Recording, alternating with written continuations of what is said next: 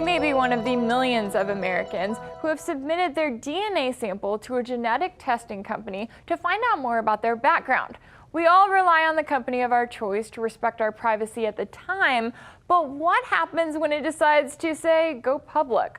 Well, that's the dilemma 23andMe could be facing following a merger with a company owned by controversial billionaire Richard Branson. So joining me now to go further in depth on this story is Sarah Papantonio, Associate Attorney at Levin Papantonio Rafferty.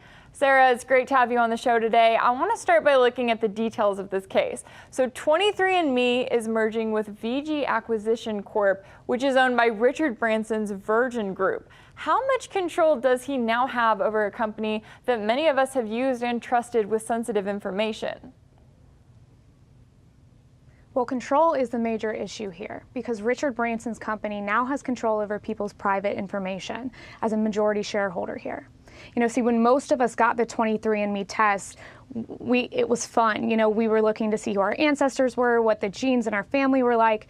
It all seemed harmless. But what we didn't expect was for that information to then go public. See, this is essentially a massive attempt at data mining involving all of our health data, with that data being sold to the highest bidder. And Richard Branson is sitting at the head of the table with that control. Yeah, that's a great way to put it. I know we talk a lot about Facebook and social media and how much data they gather from us, but we're talking about a company that literally has our DNA samples along with information about who we may be related to, our conversations with those people. There's definitely a lot going on there. Now, of course, when we're talking about money, this merger will allow 23andMe to go public with a valuation of $3.5 billion. Many are seeing the dollar signs here, of course, but are there legitimate concerns that a quest to continue to grow could change the privacy standards that customers have relied on? Yes, absolutely. Now understand that health virtually controls every aspect of our life. That if you have access to our health information, that data can effectively be used to control the market for anything. If you have that information, then you can market based on our nutrition, our medical care. You can market all the way to our grave. So this data can now be broadly given to anyone willing to pay for it. And the problem with that is that once the public understands this and reacts to it, that there's going to be a potential for backlash, both in the public and popular realm of backlash, as well as legislative backlash. And what that's going to do is it's ultimately going to affect the value of this company in the long run.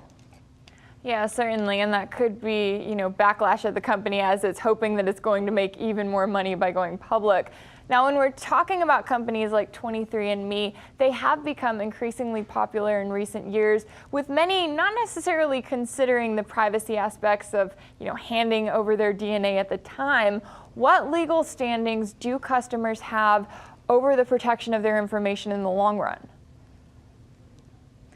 At this point, customers don't really have much legal standing or really any protection at all. And I anticipate that this is going to be huge. It's going to be a huge field of law that's going to be litigated in the years to come.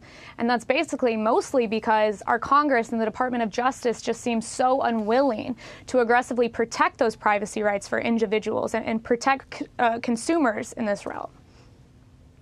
Yeah, I know there have been a lot of concerns about exactly what our privacy is and where it stands when it comes to social media, now when it comes to these genetic testing companies moving forward. So we'll see exactly where that goes. But Sarah Papantonio, thank you so much for your time and insight on this one. Thank you.